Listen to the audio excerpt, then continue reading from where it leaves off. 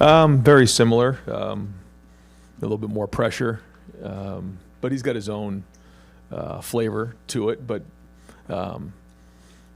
similar to what they've done in the past. Same philosophy in terms of the structure of the coverages, but a little bit more aggressive in terms of pressure.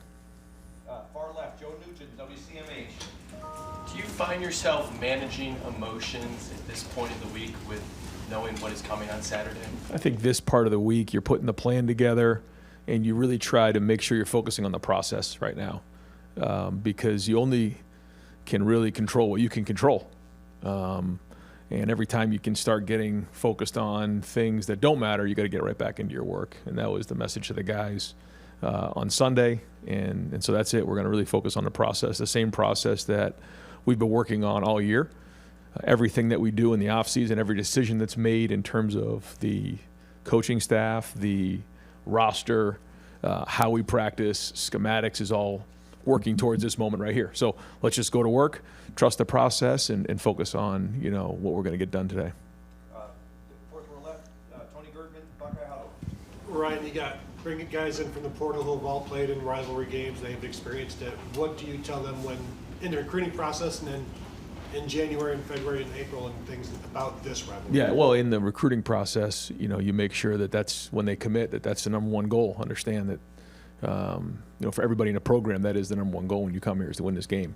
And that needs to be embraced. And then you go on from there. And we live it every day of the year, in our workout, the way that we structure everything. And then, just the fact that, like, if you know, you know. If you don't know, you don't know. So lean on the guys around you that have been in the game before, players, coaches, everybody else in the building. Dan Hope, 11 Warriors. Will Howard leading the FBS in completion percentage right now. Did you expect that he was going to play as well as he has, or has he exceeded your expectations? I mean, our expectation is to win. That's it. I think when you start worrying about other things like completions or stats, you can start to go down a bad road. I've said this before. We've had Heisman Trophy finalists. We've had, number one defense in the country, whatever it might be. And, we're more focused on winning than anything else. You can see, if we had made a decision to play more snaps and go up tempo and do different things, and maybe his numbers would be different than they are right now. Maybe, Quinshawn and Travion would be different in terms of their stats, and same thing with the receivers. But decisions are made to, reach our goals, and, we expect to win. And that's it. But, we're going to need him to play well. He's got to be a great decision maker. He's got to go get his first pair of gold pants. Spencer Holbrook, Letterman Road. Ryan, what did you like from Carson and Austin on Saturday? What do you see that makes you think that they're ready for this challenge? You just go off what you see in practice, on the film. Two guys that, now are, getting more and more reps under their belt. Now, obviously, Carson has from last year, but now Austin as well. I think they both had a good week of practice last week, and I thought they had great energy out there. I thought they gave great effort. When they did miss, they swung and missed pretty hard, and it'll be that way this week. We got a big challenge with the two inside guys in the front that they have, but they'll be up for it. We'll have a good plan. Joey Kaufman, Columbus Dispatch. Ron, you've talked before about how situations and analytics have guided some of the fourth down decisions as you guys go for it more often this year. Looking back on last year's game against Michigan and some of the decisions in that game, the 4th and 1 where you punted kind of near midfield, wondering if that had any sort of effect in the way you've kind of changed your approach, because you look back on that year now, it's like now I might think you guys might be liable to go for it in those spots. Yeah, I think you take every situation as it comes, and you try to make the best decision you can. Certainly the analytics will tell you what to do, but you also have to, figure out what can best win the game. And so we'll do the same thing in this game right here. We always want to be aggressive, but we also have to do what's smart. You have to take the emotion out of those decisions and do what's best for the team. John Taberry, WBNS. Coach, how much will you pay attention to the weather this week? They're saying 19 degrees early on and then in the low 30s, and how will that affect the game? I just think that, when you get to this time of year, you're going to deal with weather. We've said that all along, and, it'll be the same for both teams. But, this time of year, you're expecting, cold weather. You're expecting wind, rain, snow, all the above, and you got to have a plan for it. So, we'll be ready to go. It'll be the same for both teams. Cameron T. Robinson, The Athletic. Right. Ryan, when you have a senior class that came back for this game, and they're all as experienced as they are, do you have to talk to them about managing their expectations, their emotions, so they're not too high for this, or is that something that you trust that they know how to handle that? I think, again, when you focus on the process and you focus around your team, and you're with your guys in the Woody, it certainly can avoid distractions this week, and I think that's what we need to do. To say that, this team and those leaders and these seniors want to win this game, it'd be one of the biggest understatements of all time. So they don't need any extra motivation. What they have to do is do a great job of preparing themselves, their mind, their body, and soul to go play the game, and then trust their training. And that's really what it comes down to. All the work that's been done to get to this point, now you have to go back to, trusting your training, because that's really how it works. You hear about the Navy SEALs saying you fall to the level of your training. All the work that's been done, you've seen us talk about our bricks and our foundation and all those things. It's all leading to this point right here. And so you can't just all of a sudden turn it on in a few days for one game. It doesn't work that way. The way we play is going to be because of how we've built our foundation up to this point. And everything in the entire program has been built to win this game. And so now we just have to trust that and go play with confidence, with great energy, with great passion, and playing for your brothers, and everybody just doing their job.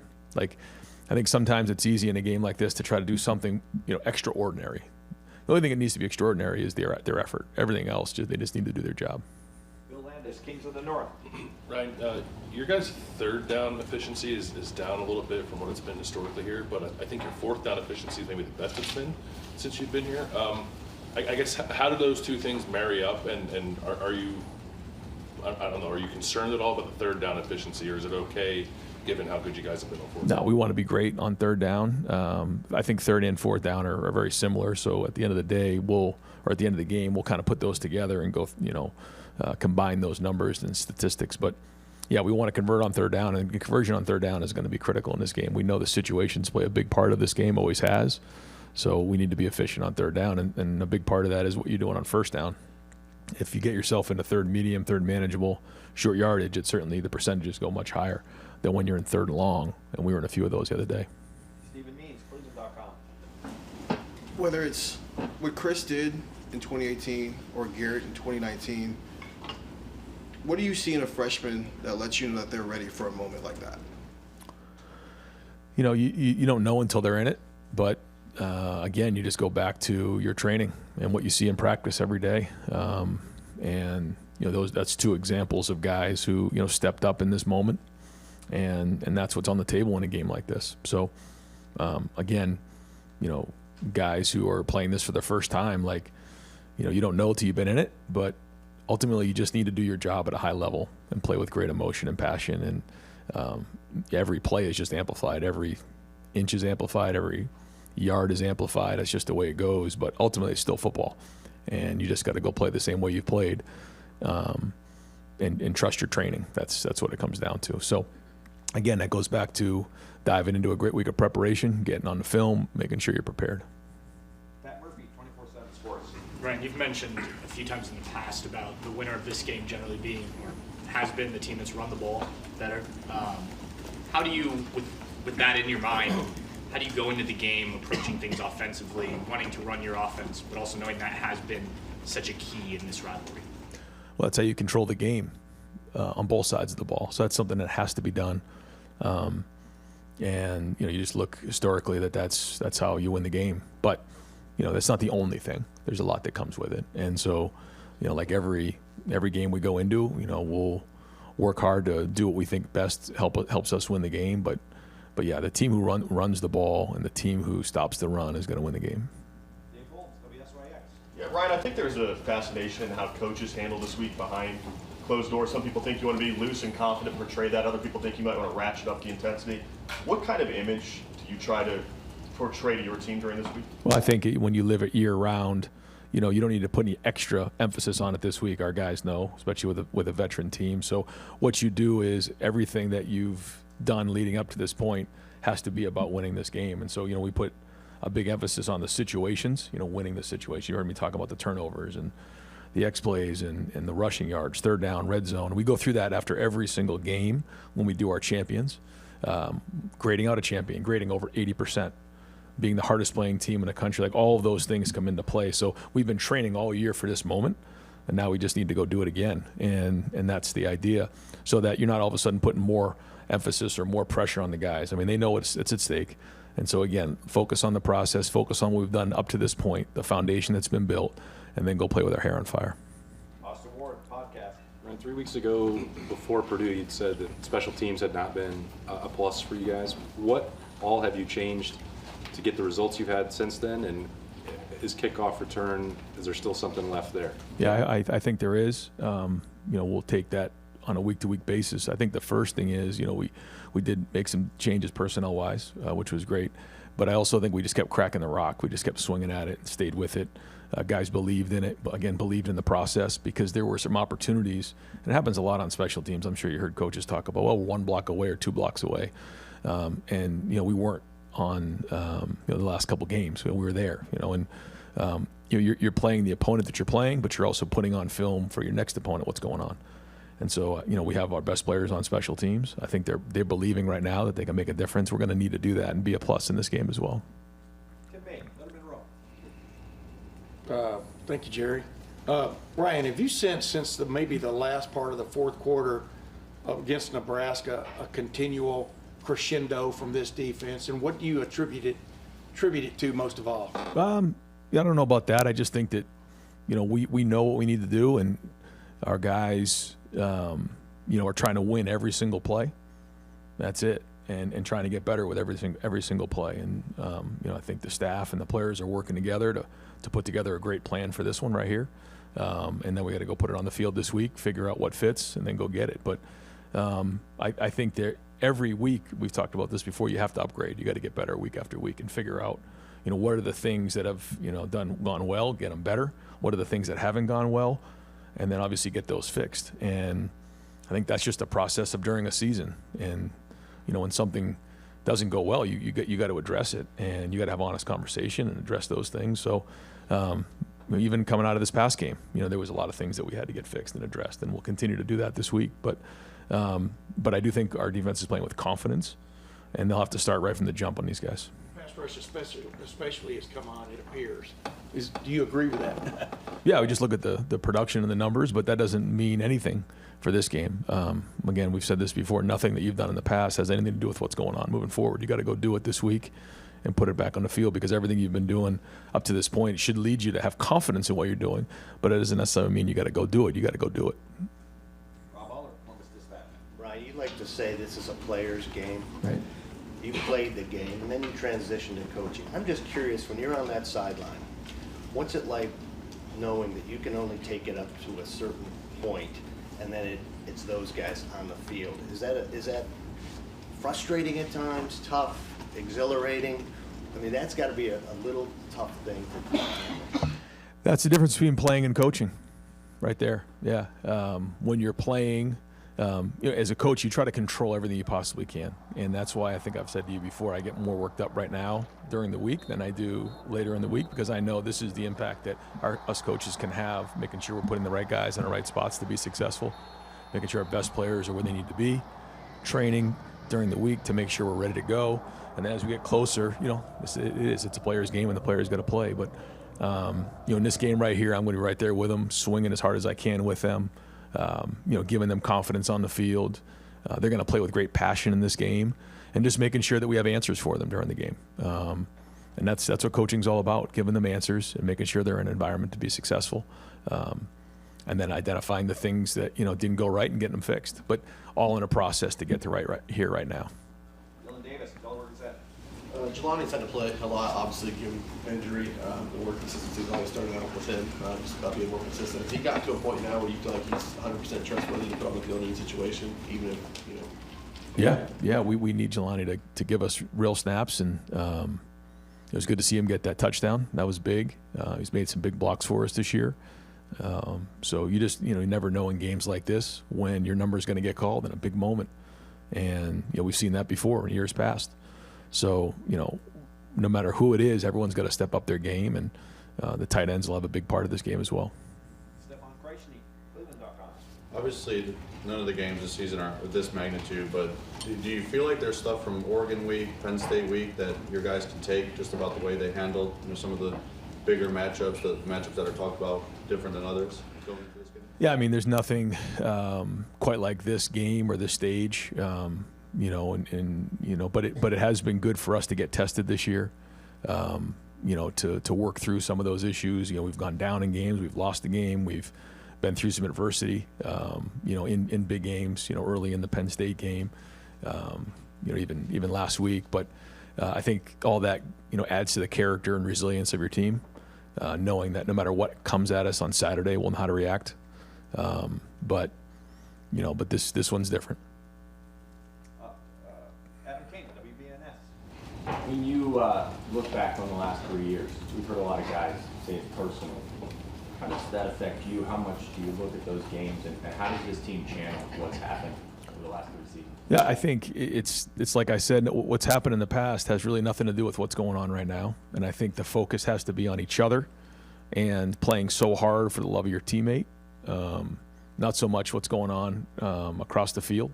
And that's what we're going to do. We're going to focus on that this week because it's easy to get distracted with everything else. We'll let the fans and everybody else kind of talk through all those things. Like, we're going to focus on each other, playing really hard for each other, focus on getting ready to go play in this game so that we can execute at a high level, because ultimately that's all that matters. To be able to get that win on Saturday for the state. Well, I think you know what it means. I mean, it means the world. I mean, it's everything here. Jeremy Birmingham, podcast. Brian, speaking of distractions, signing day is now next week, which is kind of insane with everything else going on. In an environment of recruiting where so many guys are making late decisions based on things that are not related to football, yeah. Now not having the additional 3 weeks of official visits in December, how does that impact what you guys are doing as far as replacing potential recruiting losses, and how does that change maybe what you do moving forward when it comes to in-season evaluation? Yeah, I would say it's, we say this all the time, but it's just changing so much, and this is probably as unstable as it's ever been in recruiting. I think it's fair to say that. There's just so much going on. There's so many variables at place. And based on when signing day is right now, I mean, there's no good answer. And I get it. I understand why the decisions have been made to do it right now. But yeah, I mean, we're so focused right now on winning this game. Like, it's hard to think about anything else or take any time right now to do anything other than focus on the game. But that being said, you still have to recruit. You still have to make sure you're getting yourself ready for the recruiting class and for signing day. So, yeah, there's a lot that goes with it, and then you have the portal that's opening up. So there's going to be a lot of, decisions that have to be made on the recruiting side, also on our side on how we're going to put this roster together over the next month. So I feel really good about the class that's committed to us and where we're headed on signing day. I'm not necessarily sure if it's always going to look the same moving forward in terms of, remember, signing day was like, okay, the number 1, the number 2, the number 3 recruiting class in the country and all these different rankings and everything like that. Well, now with the portal, retention, when it comes to roster management, I just think that that's very different than it used to be. And we got to do what's best for Ohio State and making sure our roster is right for next year. Before, but with this moving up the signing day to next week, do you think that that's the right time for it, or is there a preference for you as one of the, Ohio State's one of the biggest brands in football, so your opinion matters, but where do you think these should fall? Well, I was part of those conversations in trying to move it up, as much as we possibly could. I think the conversation there from the high school, feedback from the high school coaches was that, maybe now players would start opting out because they signed early. But I know this, for us as coaches right now, to be thinking about all these things is just, it's crazy. So we've got to come up with a solution so that it's not as chaotic right now this time of year. Over Midwest, Columbus Dispatch. You've endured real adversity in your life, especially when you were very young. So I was struck when I heard you say that losing the last 3 years to Michigan's been one of the hardest things you've endured. Why has it been that hard? Why do you put it at that level? And can you describe the pressure that you personally feel this week? Yeah, I would say, not to get into too much of it, it's just, this game is a war. And anytime there's a war, there's consequences and casualties, and then there's the plunder and the rewards that come with it. That's what it is. And I just think that that's really what it comes down to. And so as we all say, and it happened in my press conference, and number one job is to win this game. And so, that's the focus right now. And I don't want to get too much into the past because we're just focused on right now, and we've worked really hard to get to this point. I think I'm excited with the fact that, our guys are here now, because, when you go through the off season and you talk about this game, it's just like, all right, well, how many times are we going to talk about this? We got to get to this game and go play it. We're finally here right now. So that'll be the focus. And then in the off season, we'll figure out what's what. Anxiety, excitement, how would you kind of describe your emotions? I'm excited. I'm excited about this game. I'm excited about this team. I love the look in their eye. I love coming to work every day. But this is not about me. It's about these seniors who decided to come back.